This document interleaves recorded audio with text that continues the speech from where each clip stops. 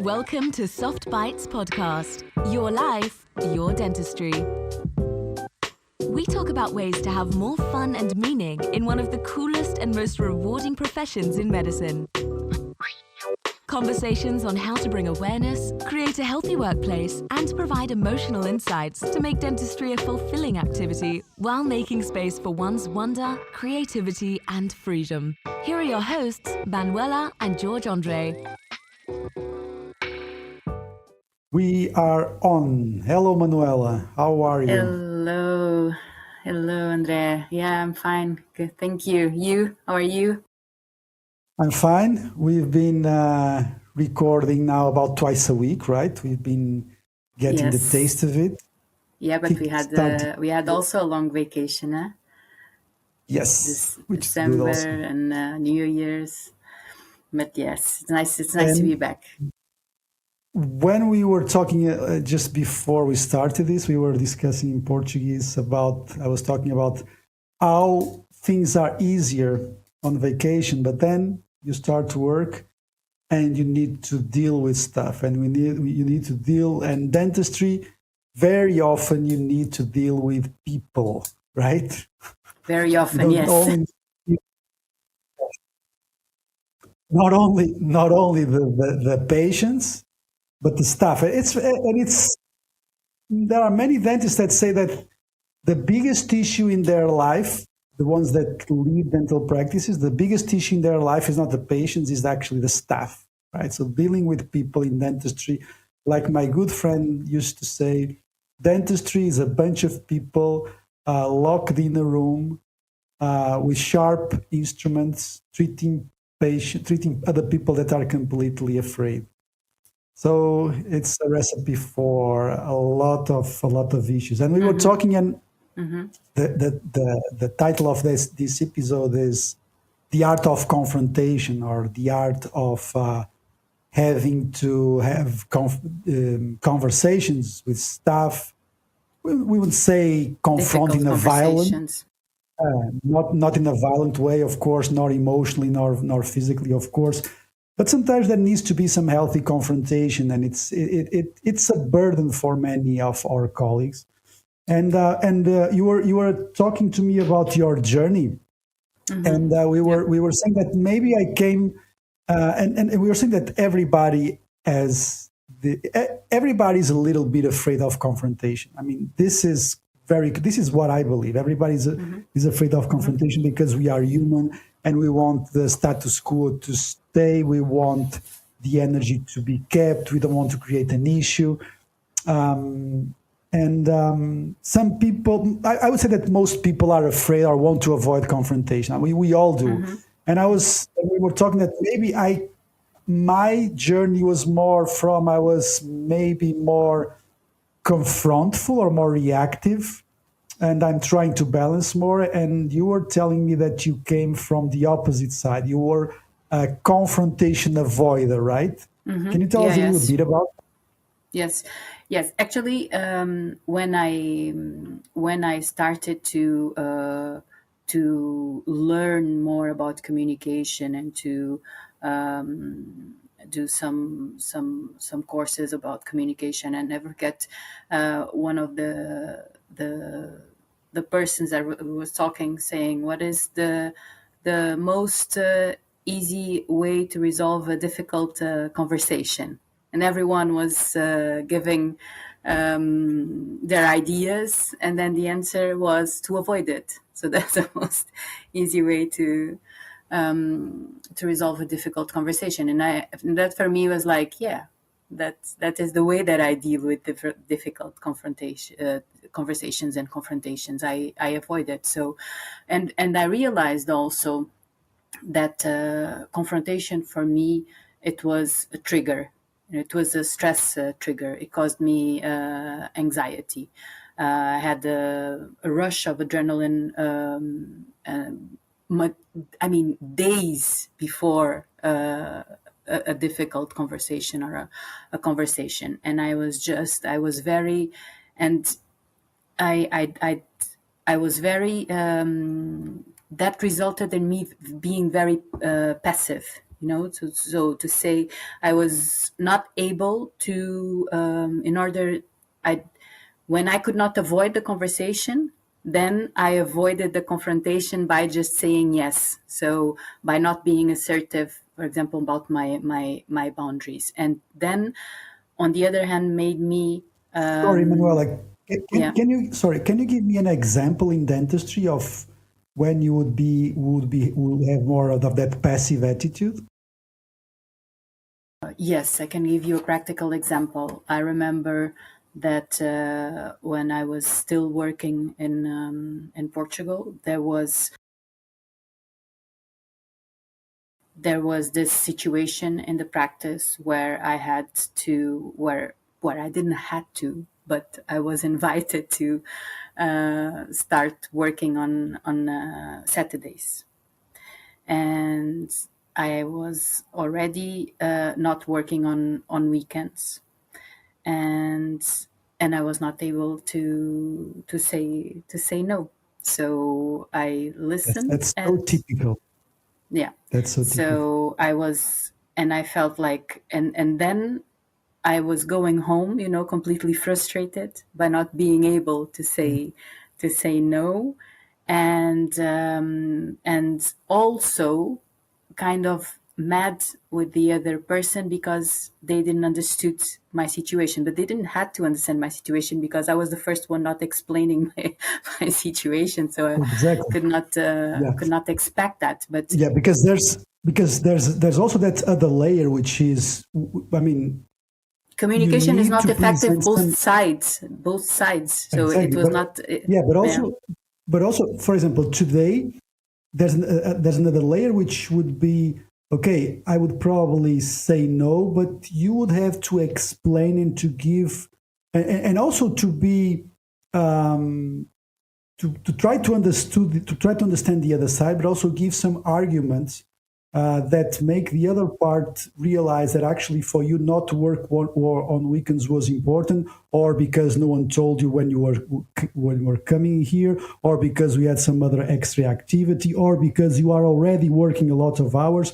So today, how would you respond to that, knowing what you know today? If you Mhm. could prepare, if you could prepare that answer, what would you do today? What would be your steps Well, today? like you said, prepare. I think that a lot of the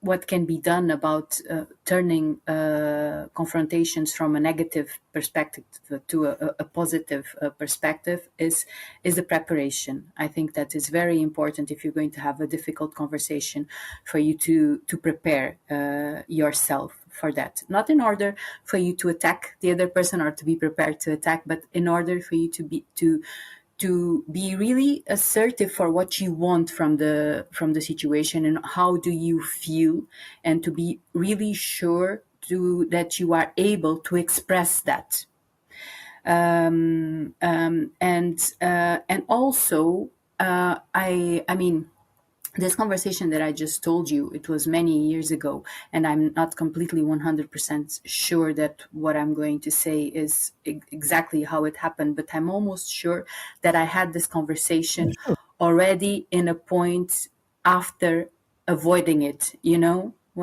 because first I always avoid it. And by avoiding it, it only makes the emotional part, it makes it bigger. It makes it bigger. So nowadays I don't avoid anymore. I'm much more assertive. Every time I feel something in me that, because a difficult conversation or a confrontation is one where you are worried about an emotional reaction from you or from the other person. And for me, whenever I feel that something is not right here, this should be said, or I should talk to this person, or if I want to avoid this, then I must say or immediately that, sorry, weekends for me are not, I'm not available because of this or this. Or if it must, then for example I have to take a morning off during one of the day of the week, but I'm the first one to say, is this going to happen? Because if this is going to happen, let me know. I need to be prepared, because at this moment, I'm not prepared to work on weekends. And I'm sure that, I don't know, this conversation was more than 10 years ago, that I probably avoided this conversation until a point where I could not, So nowadays, the big difference is that I'm much more assertive about what I'm feeling, and I act on those feelings, which are usually right. So I learned that those feelings, when you feel something, when you feel like, okay, this is heading in a way that the practice is going to start working on weekends. Do I want that? Or don't want that? And so I'm the first one to give that step. And when I have the conversation, even on that first step, I'm much more prepared for that. I'm much more prepared. I try to see the things from a positive perspective. What can I bring to the table? How can I make this conversation reach a solution? So basically, for when I now hear the way that I was able to turn confrontation and to lower the trigger of confrontation is turning it into a solution. Okay, so what do I want to bring to this situation? And also, my reactivity also lowered when I started to, and just like you said, to see the other person side. So it's like almost like, and in the conscience leadership course, I give a model for difficult confrontations, and one of the basic things is just put yourself like you were a reporter, like you were like, I do this exercise, and I usually do it by writing, where I describe the situation like in a third person, like I'm a reporter describing the situation. And that for me, it's very useful, and is an exercise that I recommend to everyone. And because what I used to do in the past is that I took things very personally, and you did this, and it was almost like a blaming game. And I did that. And when you do this kind of exercises, you can take out the emotional part, because if we look at this kind of conversations and these confrontations, it's all very personal. I think it's all about us. We feel like we are being that people don't respect us, or that people don't like us. And when we prepare ourselves, and when we do exercises like this, we can take out the emotional part, and we can see things from a different perspective, and bring other solutions that you don't have if you are very emotional on the conversation. But yeah, I had to work on it. I had to work on it, because for me it was really a trigger, and I was very passive on my confrontations. And when you say you have to work on it, I mean, so first of all, like, you were aware there was an issue there, Yeah. right? Mm-hmm. Yes. Yes. So you, because everything begins in awareness, right? And then you just start to actively try to see how would it be a more balanced way, maybe overcome some fears. Yeah, I think it's awareness. I think it's non-reactivity. You have to work on your non-reactivity, and that comes with the development not only of self-awareness, but also of meditation practice gives you that and also the development of emotional intelligence. And then it was also learning about it, because I mean, this is one of the things that we teach and we talk about on our course. These things have communication, have techniques. So non-reactive communication. This is what we are talking about. But yes, you're right. Everything starts with the awareness, because if you want to be assertive, I mean, if you want to have an assertive communication, assertiveness is much more than you being able to say no or to establish your boundaries. Is for you to be able to act accordingly to what you are feeling. So first you have to be aware of what you are feeling. So the awareness is always the first step. And then I think that the second step is not action, but it's actually to pause. So not to react immediately. That's very interesting. Action comes in the end. Action comes in the end. So I think that pausing, that space that you create, and then action, this is where most of us do the mistake. Sometimes we are aware, sometimes we are not aware, but some of us, we are aware, but we miss the pause section. We go directly to action, and sometimes we or directly to inaction, or the action of saying yes when you actually want to say no. So yes, I completely agree. I think the pause and the reflection, and because of the pause, I had a question to you, which is, okay, so two different situations. One thing is, let's use your situation. Someone starts working a practice, and all of a sudden they ask them, well, can you come on Saturday? And they do that at the end of the day. The manager says, look, well, we would like you to come on Saturdays to work. What do you think?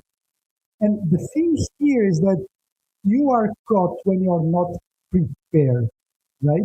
And there are some other things that we're going to talk about, which is, if you don't have that much working opportunities, you may feel that is like a little bit of a pressure, because if you say no, they will eventually retaliate in terms of giving some preference to some other dentist. So my question is,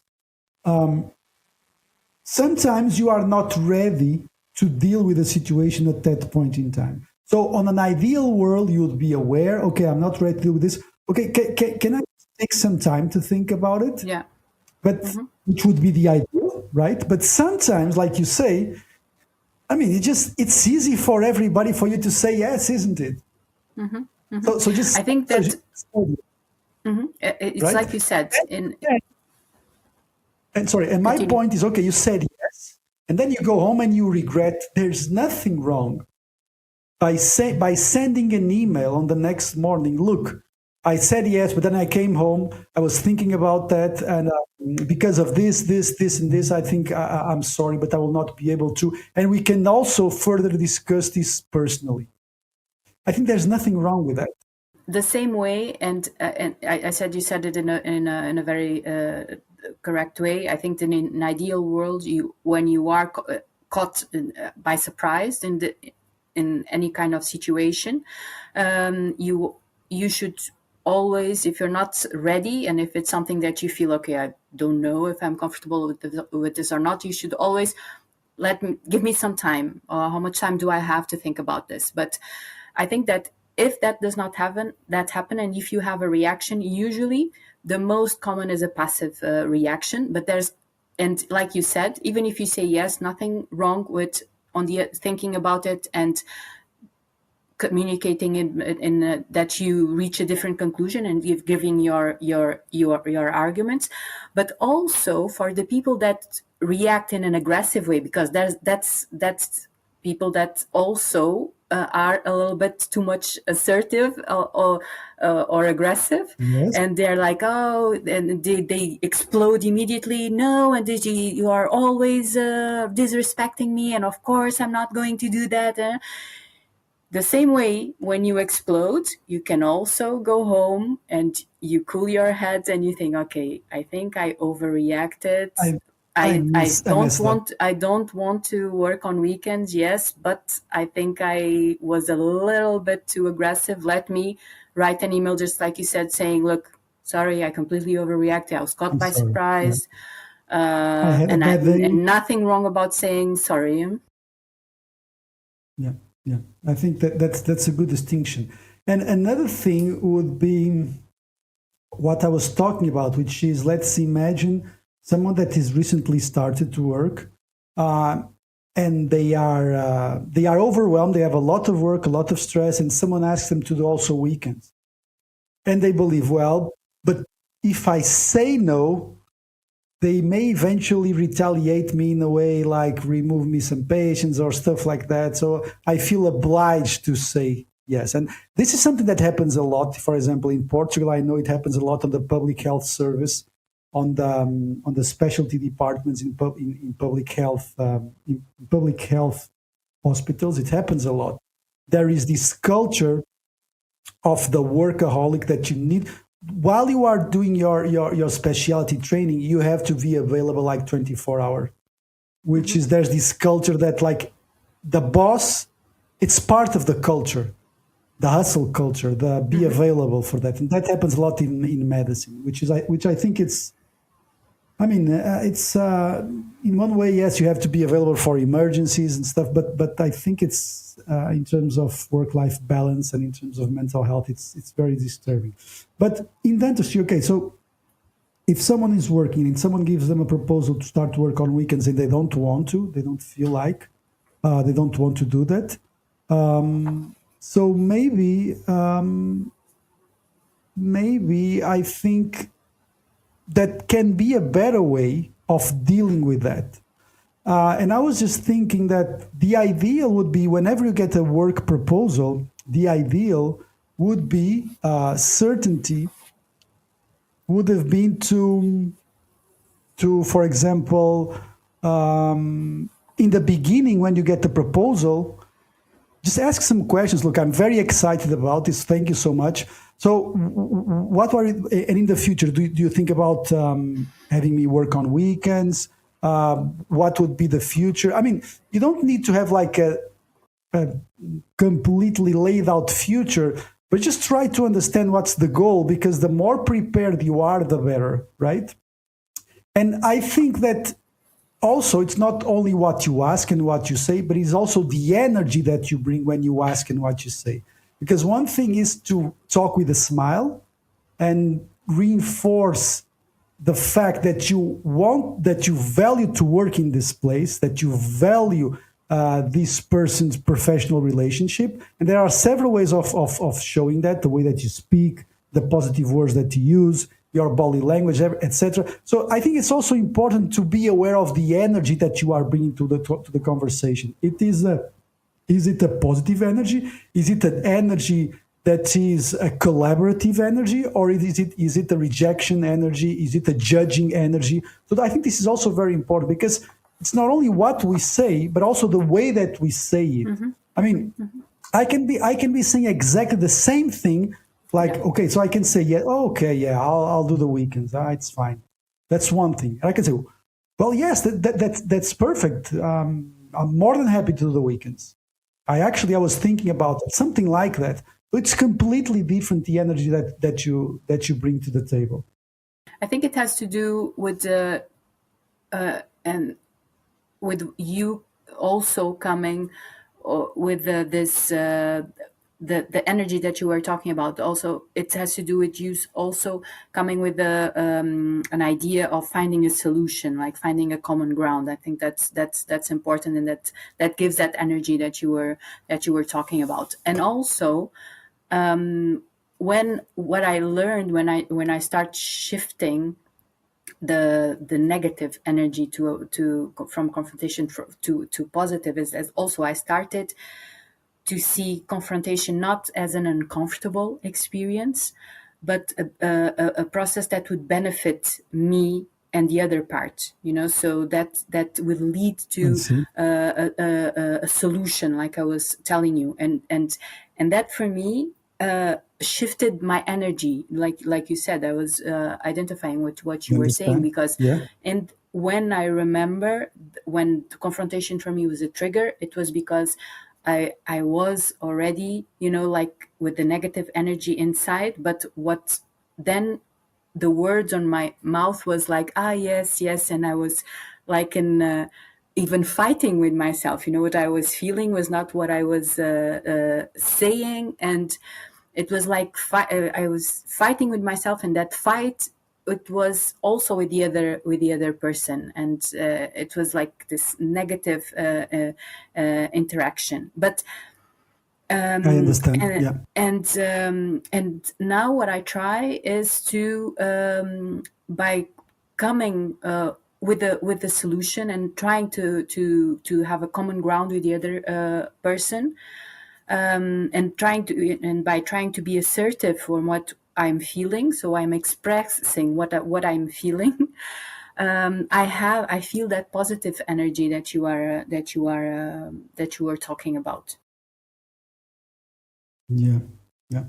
And one of the things that we are also talking, and that, for example, I think that if I have to choose my traits, I think that my evolution was actually on the other side, which would be I think I would be overreactive and I would be over confronting and less tolerant than I am today. And I think the reason for that is that my family, I was born in a restaurant, right? And the leadership style of my father was very confronting. I mean, it was not violent, but I mean, it's like it's the norm in restaurants. We all see the Gordon Ramsays and the Hell's Kitchen. I mean, there's this cartoon that everyone is aggressive and violent. It's not exactly like that, but there's a lot of stress in restaurants, and people are not very careful in the way that they talk to each other. It's like you are in the military, right? So I think that I gain a little bit of that background, and I don't think that is necessarily bad. And I think that the journey that I did was the opposite, to try to be more mindful, more aware, more to try to be more empathic, to try to be more focused on the solution and not that much focused on the problem. I think I was focusing. I was whenever I confronted some of my staff, maybe like 20 years ago or even 15 years ago, I think that I would focus a lot on the problem. And this has to do also with age, with insecurity. You want to prove something, and I think that once you get some badges, once you get financially more stable, I think you get more secure, and you don't have the need for that. Because I think that aggressiveness in the confrontation, or not being very mindful or very too much focus on the problem, I think it's also a sign of insecurity. But having said that, one of the things that I see today, and I like this beginning of the year because I'm very aware of my emotional state. I came from vacation, and I'm very aware, right? And that I'm full of energy, and I come with this energy that I want to fix everything, you know. So there's energy for 20, 30 emails a day. There's energy to fix everything, and I have to slow down, right? Because on the other side, there are people that okay, so I mean, I know that I know the energy that he has, but let's just slow down. And I think that if we place these two opposites, I was writing this down here, which is on the one side, you are so aggressive that you actually disrespect your staff. And let me be perfectly honest here, it's very easy to cross that line while after you have seen 20 patients in a day, and it's like late in the evening. Let's be very honest here. In dentistry, I mean, you are not only the manager. Maybe you did like 10 surgeries, you saw 20 patients, and on top of that, you saw some things in your staff that you didn't like. And it's very easy to cross the line of lacking respect when you are confronting with someone. And I think this needs to be very clear, because I think that every leader in dentistry has gone through that, especially if you work long hours. So it's very easy to cross on that side, which is not desirable. The other side would be not also very productive, which is I am afraid of confrontation. I want to be nice for everybody, right? So I think that in this balance, what I see today is that I've made this shift, and I think that society is forcing people to go more towards the middle. But I also believe, and this has very complex reasons. I think that today we are sometimes crossing that balance in a way that you are unnecessarily and in almost in an unwealthy way, you are excessively afraid of everything that you say and that you do. And this is something that has been haunting me for years, let's say, which is how do I find that balance? Because if I want things to be efficient, it's difficult sometimes to be efficient and to be always kind and to be always nice. Because when you want things to be efficient, you will find issues, right? Because efficiency is also by definition fixing problems. So you have to deal with problems, and sometimes problems that are human errors, right? So the way that you deal with those, that balance is a very difficult balance. So when do you cross the line? When don't you cross the line? And again, it's also sometimes not what you say, it's the energy that you say. And also not only that, is what if you make your staff used to be dealt with a certain energy, like you are afraid that you want to maintain that energy, or you don't want to mess up with the environment. If they are used to that, and all of a sudden you have a bad day, they will feel that. I mean, it's a very difficult balance, and it's a very hard balance. And this is one of the biggest reasons also why leadership in dentistry is very difficult. So I think that finding that balance is kind of an art. It comes with age, and it comes with practice. It comes essentially with errors, right? So looking back at myself, I think I did many mistakes, and I learned from those, and I'm much more balanced now. But like I was saying, I think that trying to be a perfect leader, trying to never mess up, is making us very very afraid of doing or saying everything, and this accumulates inside.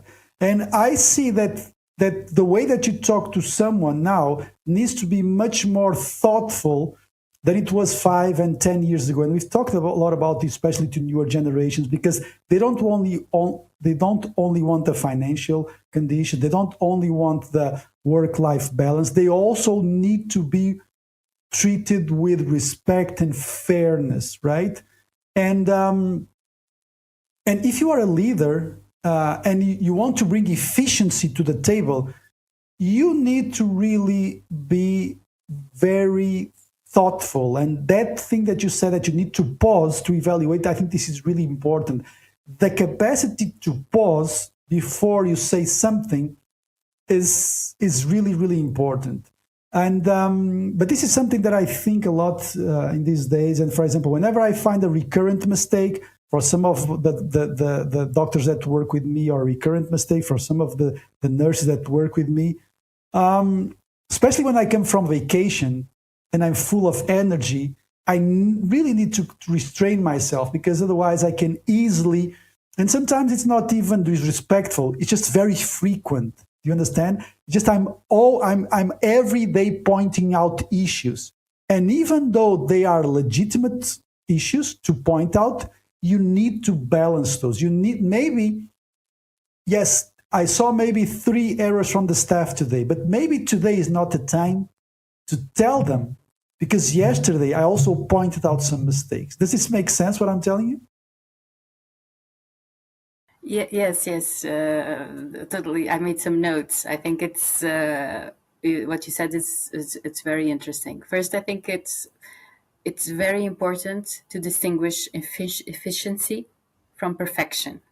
So, and we also already talked about the 80-20 rule. So you cannot aim for the 100%. You cannot aim for perfection, because otherwise you will always find something that it's not well done, something that can be done better. I think that's to make this distinction between efficiency and perfection. It's very, very important. And also another thing that you said that I think it's very interesting is one of the most interesting things about a confrontation of difficult conversation is to make that analysis, is this worth having this conversation? Is it worth having? And for you to make that analysis, you have to have that time to think, like you said, because when you analyze the situation with already some distance and already some perspective, you can, and when you see the situation, and when you try to see also the situation by the other person's eyes, and when you try to even see the situation like you were a third person, like I was saying, you might reach the conclusion that, okay, this is not a conversation worth having, because it's just to talk. If I would say this, I would just be focusing on the problem, and it's just a blaming game. Like, you did this, and you were supposed to have done that, and you didn't. So, and again, like you said, to have that distance and to make that analysis. Okay, today these three things happen. Is it usual that this happened, or it was just today? So give some time, make your analysis, gather data, and make the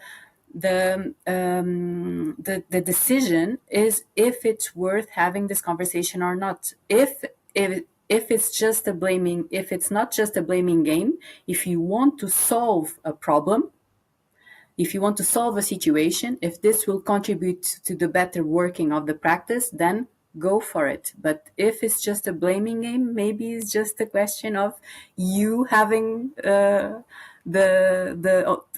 being on top and making your point.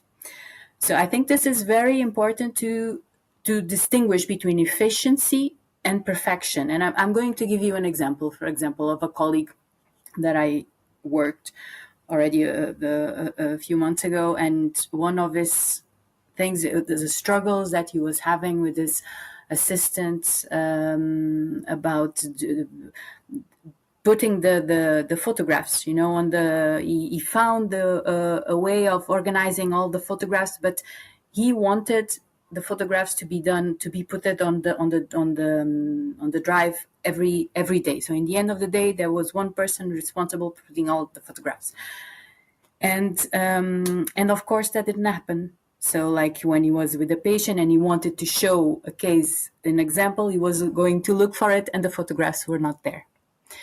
And this became repetition. And when I asked, is that written? Is that part of the protocol? Was that, when did you tell them that?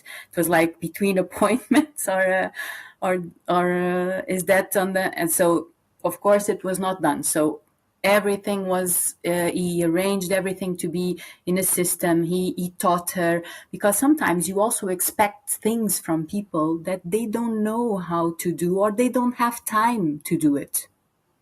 So that's very important also, because you expect not only efficiency for someone, you expect perfection without even explaining or giving the conditions for the person to do that job.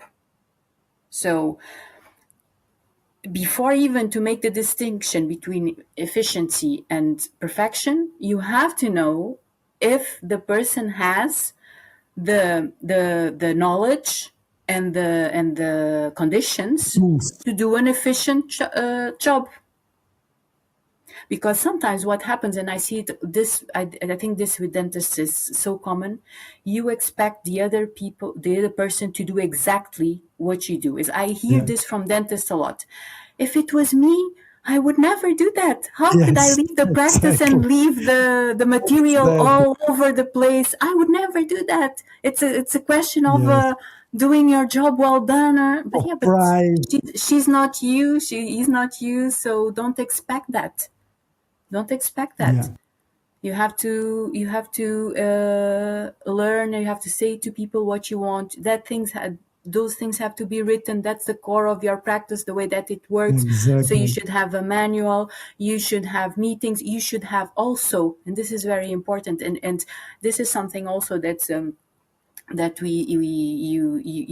you already said that it. I remember in the beginning of the podcast you said it's something that I have to work on. I don't know if you do this or not, but to have meetings with the staff in an individual way, one-on-one, not yes. One-on-one, because every person is a person, and on a staff with all the meeting with all the staff, there are things, and when you have meetings on one-on-one, you can coach them in a different way.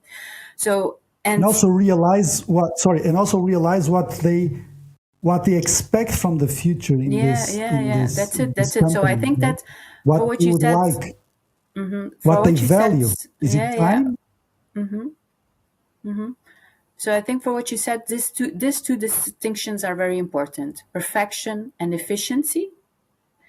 And what do you want from the conversation? Is that conversation or that confrontation worth having? Worth having. What do you want to have a do you want to have a blaming game, or do you want to solve problems? If you want to solve problems, you have to go to the conversation with a solution. You have to go to the conversation with the capacity of putting yourself on the other person's shoes.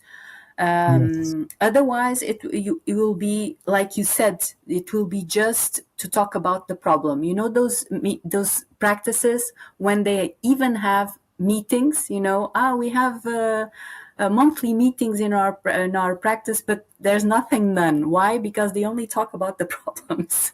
They are talking about Yes. the It's very things that common. are. It's like a never-ending conversation. It's not like a never-ending conversation. So I don't know Yes. if you agree with that with that what I said, but I think this is very important, especially this Yes, it's distinguish. yeah. I think it's main things are mainly about prevention, right? I think if you have systems in place and if you have monthly or bi-monthly or every 3 months meeting with full staff and the one-on-one meetings, which is like I said, yes, it was something that I worked on. It makes a huge difference. But yes, it's mainly about prevention. It's mainly about prevention. Do you know one It's big mistake that I think that sometimes dentists do, and this is not only practice owners, it's also dentist associates that work with all the dental staff, right? yeah. Is that when something happens, they don't say anything about it, and they might even think that they are acting like based on empathy. It was a hard day, or Yes. I don't. And Yeah, this is which one of brings the us to things the that opposite part. Yeah. this is one of the things that I learned. The if you let it those things, it Grow. will be one day and another day, and one day you blow up. And if you Yes. don't act accordingly, you don't act, but you will be thinking about it. And the next day, you will be Yes. looking at that person already with a different look, because that will be in your mind. And she will do it again, and that feeling will grow.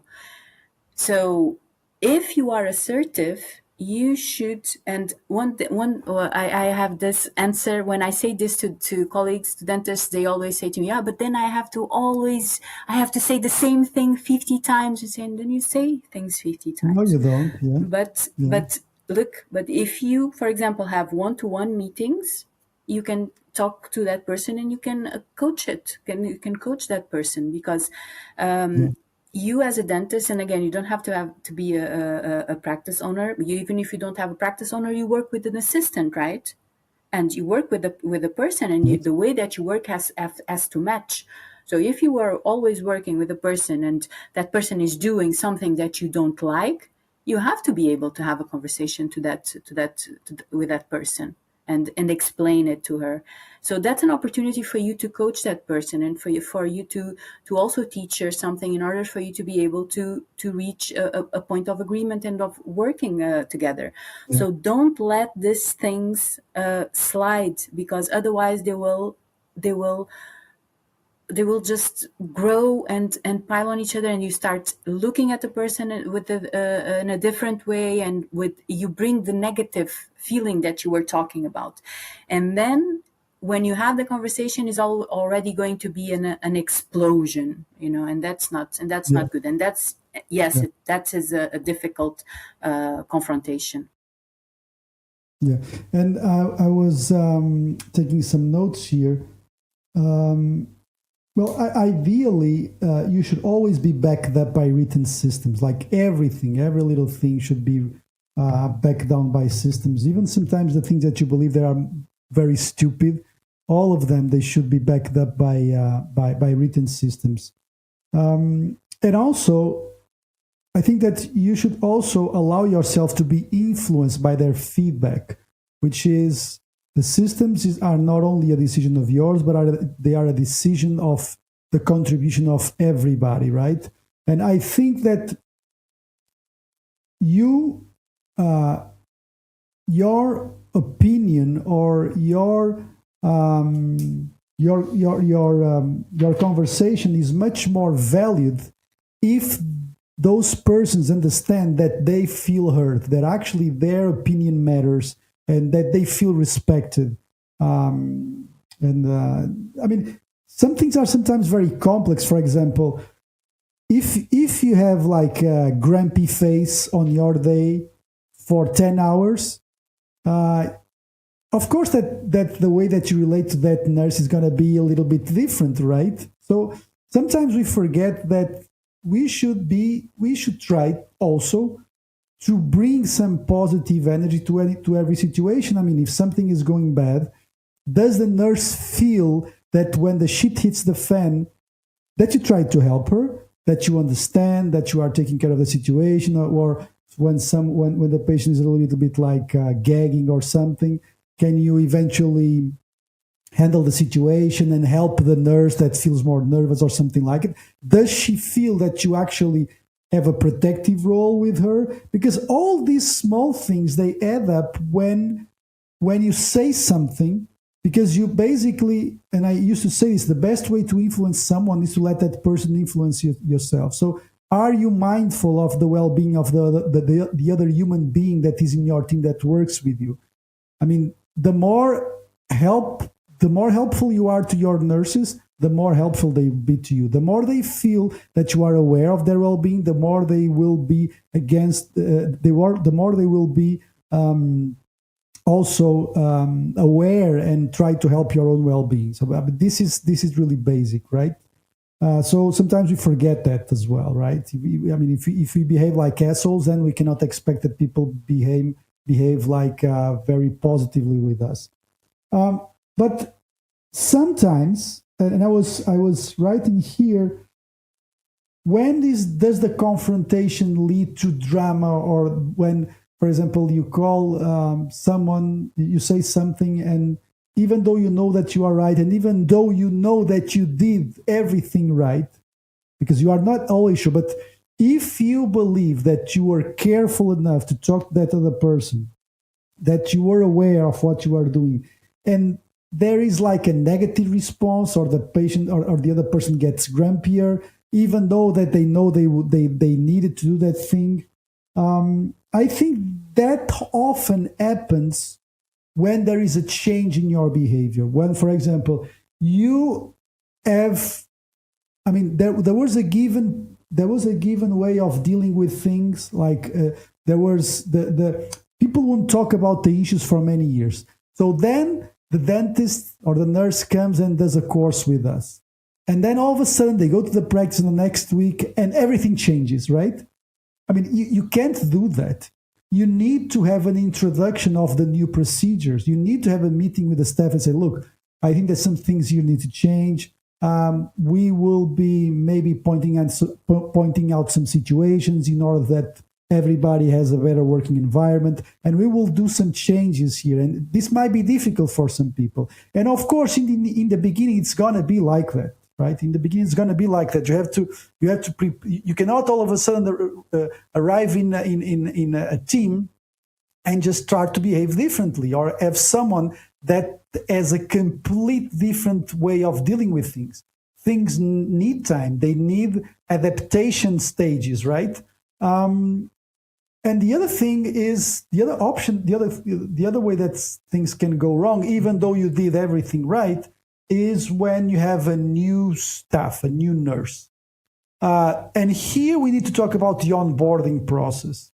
So the onboarding process, again, let's go back to the systems. Ideally, they should be on the initial period where they are just seeing what happens, and they should also go home and read the manual, like parts very important of the manual. Ethical conduct, body language, what you say, what you don't say, all the basic rules of behavior in your practice, they should be written down. Okay, so if there is a good onboarding for a new nurse, I guarantee you the drama, and when you call out someone, there will be much less drama, right? But now let's make a even more extreme situation. You think that you did everything right, and we are just dealing with someone that just gets grumpy whenever there's a conversation and the conversation was balanced, and just because there was something that they need to do, they knew that they need to do, it was clear, and it is like an ongoing issue, right? So you believe that you did everything right, and you believe that whenever you talk to that nurse or to that doctor, they get grumpy, they do a grumpy face, and you can feel that. What would be your advice in those situations? Because this really can be overwhelming, and there's a lot of emotional erosion inside you because you, like you're saying, you go home, you think about this. So if you have a staff member that you realize that once or twice does this has like a negative response, and you can see in the end that they don't like that, what would be your advice to that? I think I would advise to ask questions and understand the problem, or if there is a problem, and maybe in a one-to-one conversation, maybe in a individual way, and I would be very very straightforward in what I was feeling, or what I was receiving back, what I was receiving, or what I was sensing. Okay, this is not the first time that I tell you this. I see that you are not happy, or every time this is mentioned, or every time that this is brought to your attention, you don't have a very positive reaction.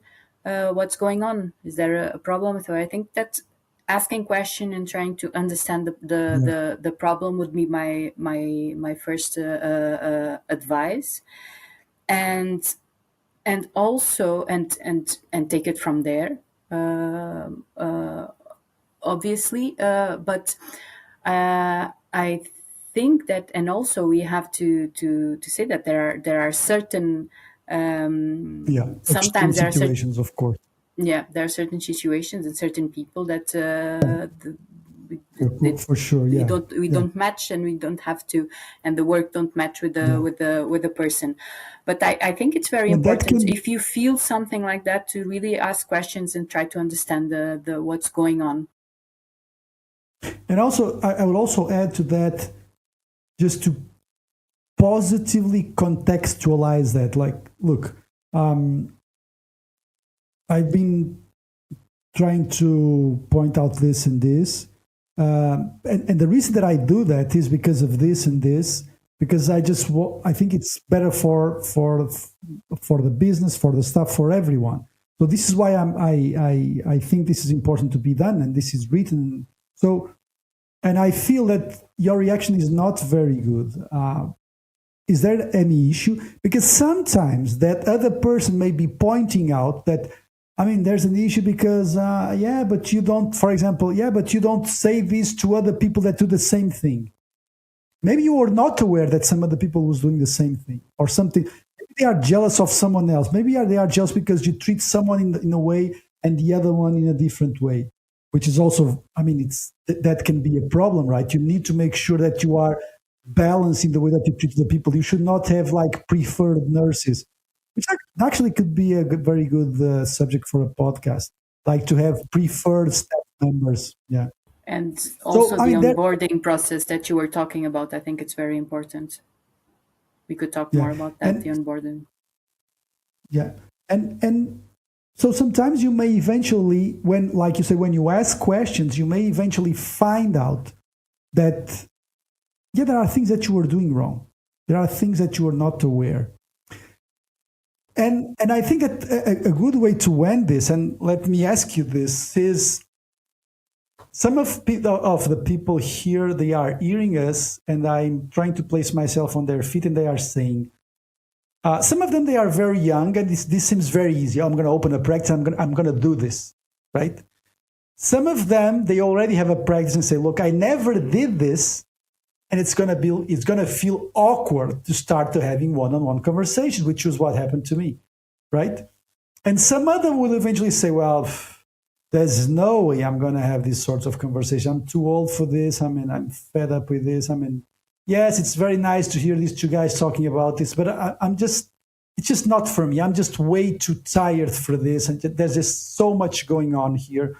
And there's no way I could have like a balanced conversation because I'm so pissed off at the end of the day. I'm so tired. There's so much on my shoulders that I cannot have that calmness, that assertiveness to have this conversation.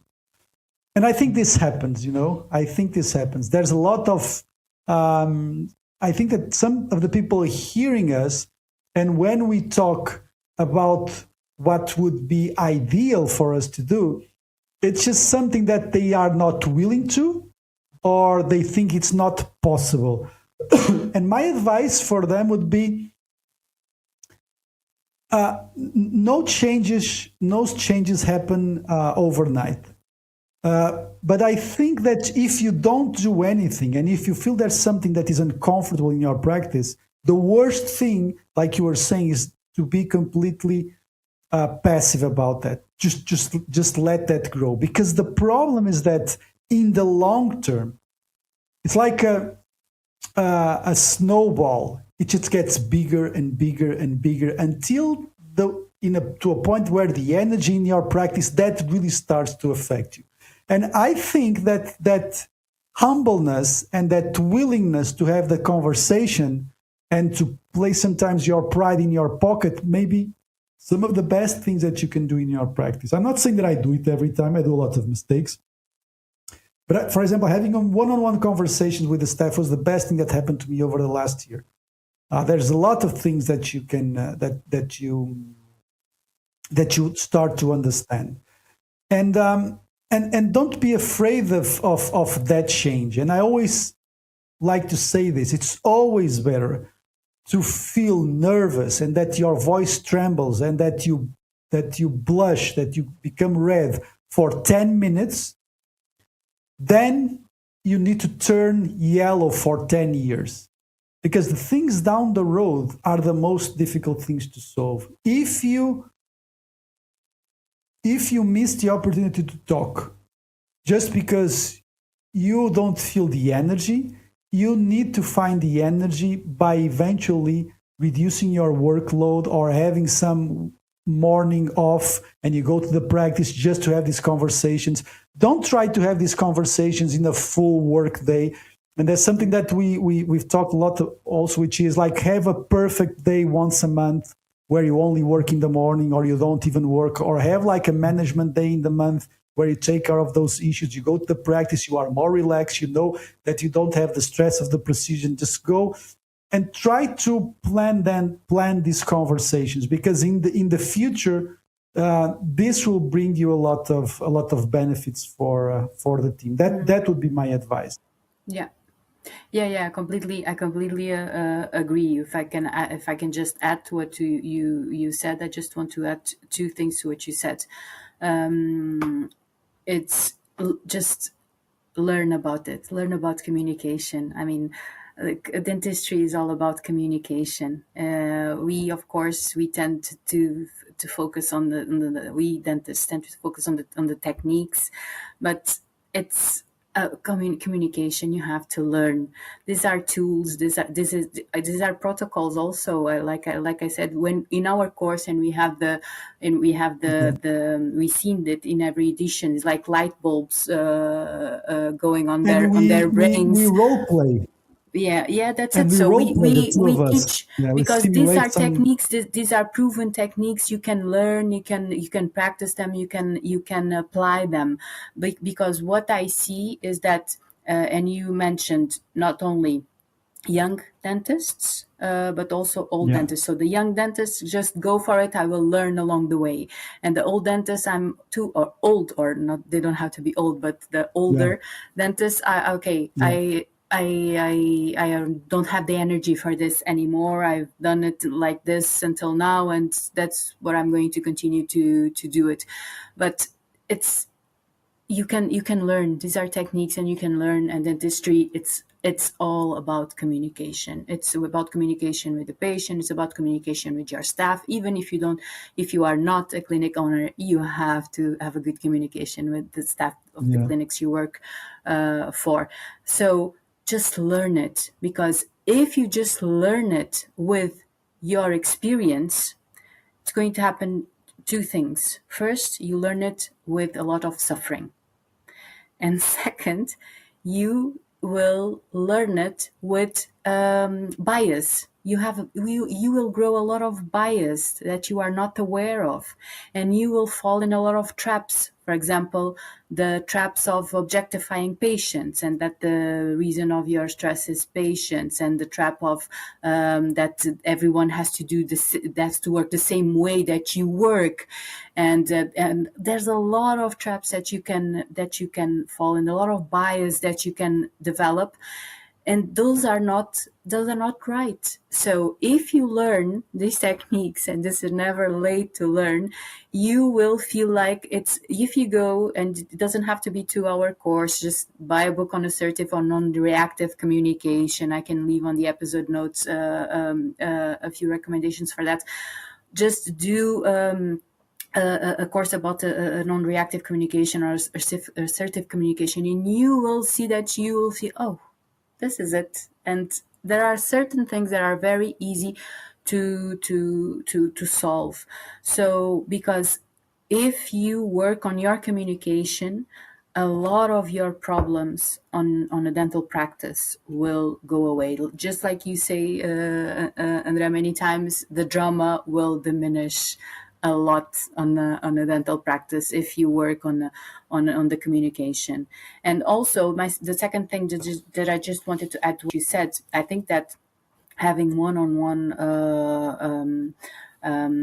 meetings with the staff is very useful, but you have to be careful with planning them. Just like you said, you have to plan them, because if you have this kind of conversation, like between patients, for example, so you are with an Reactive. assistant and you just close the door, then the other ones know that you are with closed door with that one, and then you have the Yes. meeting with that one, but then you on the You don't on the have with the next other few ones. weeks you do have to with the other ones, and that will create, you have to be aware of these Yes. things in a dental clinic. These Yes. things, again, communication, just the same way as gossip. It's very often that you don't want to have this kind of environment. So if you are going for one-on-one conversations, prepare yourself for them and plan them. So you should plan these conversations to be sure that they know that it's a one-on-one conversation. It's like you can call Yeah. it coaching or mentoring or whatever, but be sure Yes. that you plan with all of them, and that you know that the conversations are happening at that hour, so that they exactly what also to expect and to prepare. But I totally Yes. agree. I You think will you I will think a learn good, a lot from yeah. this person. Something that helped me a lot, which is to email them. Look, I'm going to start to have this one-on-one, and in each one of these meetings, I'm going to make you this, and that question. It's about 3 or 4 questions, which is uh, the goals for you to stay here are short term, long term, or whatever. And I always said there's nothing wrong with that. Another one is, what do you think could be improved? What are the things that make you uncomfortable? And what's the most important thing that you want to get out of this job? And do you feel good when you come to work? Things like that. And it's very interesting, the answers that they do. I have done like twice with which of them. It's very interesting because I feel there's a more human component present when you do that. I think there's a more human component.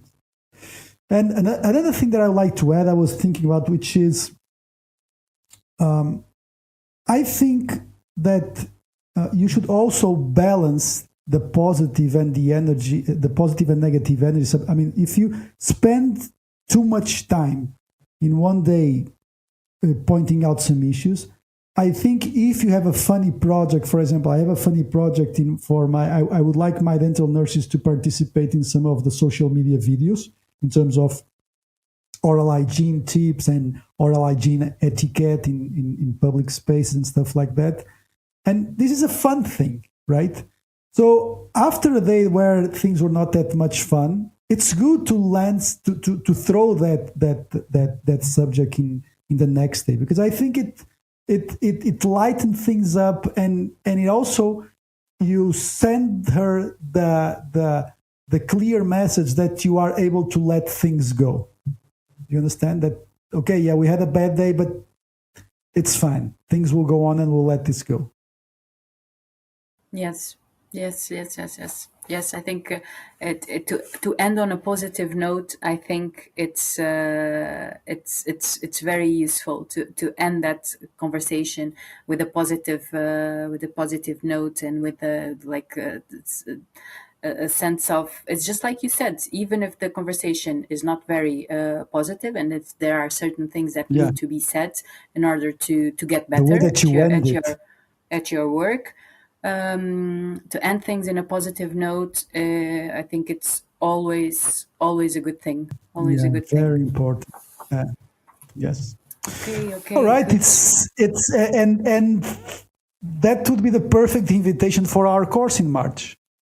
That would be, Yes. you know something. The more that I do this podcast and I'm going to do the course, the more that I am convinced that what the experience that we provide to participants in March, it's a genuinely very positive and very helpful experience. The more that I do this podcast with you, the more that I'm aware of the importance of the course that we do. And let's be honest, we started to do this not for, financial reasons are not the reason why we do it mostly. We go there because it's a nice place, we have fun. I mean, it's very cool to talk about these things, and to condense it, and to give a structure to all this Yeah, and these it's also open things that we talk about here. I think for me, I don't know if you feel the same, but for me it's very rewarding, and it's very, I just feel like a good energy, and because Yeah. you see that, I think that the dentists are eager for this kind of knowledge, so I think that Yes. when they Yes. inscribe for the course, they Yeah. don't really know what No. to expect. They know that they need Yeah. something, and then when Yeah. we start adding, and it's like pieces of the puzzle coming together, and you see, Yeah. like, in their faces, the difference from the Yeah. first day I to was. the last day. Yeah. And it's very, I I was think even. this kind of knowledge, I think that there's a lack Yeah. of, they are very eager for it. One of the things that by doing this podcast I realize is that of course that I do that my main financial relationship with dentists is about the technical part. I mean, I do a lot of courses, but I really feel this thing that I do with you, the soft bites, has been probably that projects to dentists that we are still talking about something very new. Dentistry is still a new profession, and in But Portugal, it's it's still very amazing new. how is that is, because like we were just saying, communication, you don't have Yes, dentistry without communication. You no, don't have, yeah. And it's amazing how yeah, but I just do feel now we are finding this into conversations important. yeah, but it's one of the things that I really have the notion that for some people it's like, I mean, what is it talking about? What are they talking about? I just want to learn to prepare teeth, or just open a cavity, or just place an implant. And it's one of the things that I am completely aware that for many people it's something strange, it's something weird, but it's probably one of the things that I am more than ever sure. It's like when you talk to a patient, I mean, you just don't do what they want, you do what they need. And I really think that dentists today, they really need this. They really need, not from me or from you, but from whoever they can learn. They really need to look at this sort of situation, because the impact that this has in their personal, professional life and financial life, it's so huge. It's so huge that I really wish. And that whenever I talk about things, I always think, I mean, if I was 20 years old, what kind of things would I have liked to be hearing? And this is exactly why we are doing the course and the podcast.